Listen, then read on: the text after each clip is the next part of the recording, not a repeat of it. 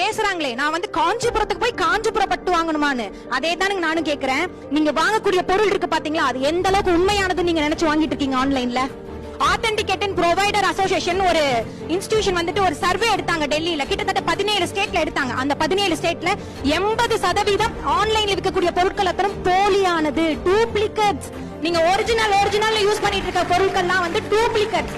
என்னமோ பெருசா பேசுறீங்க, நாங்க வந்து சிறு குறு வியாபாரிகளை வந்துட்டு மதிக்கிறோம் அப்படின்லாம் பேசுறீங்களே. ஏறு கூட்டி அந்த வயல்வெளியில நின்னு அந்த எடுத்துட்டு வந்த நெல்லையும் பயிரையும் அந்த வயக்காட்டுல போட்டோம் மார்க்கெட்ல வந்து விற்கக்கூடிய அந்த வியாபாரிகள் யாரும் நீங்க நினைக்கிற மாதிரி கார்பரேட்ல இருக்கக்கூடிய இந்த மால்ஸ்லயோ இல்ல சூப்பர் மார்க்கெட்லயோ வந்து விற்கல. இவங்களும் அத்தா 5 ரூபாய்க்கு அந்த முள்ளங்கி தான் ஆத்தா, 2 ரூபாய்க்கு சேர்த்து அந்த இஞ்சத்தா ஆத்தான்னு விற்கிற 60% மக்கள் தான் நம்ம தமிழ்நாட்டுல இருந்துட்டு இருக்காங்க. அந்த மக்களை நீங்க பாருங்கன்னா நான் உங்களை சொல்றோம்.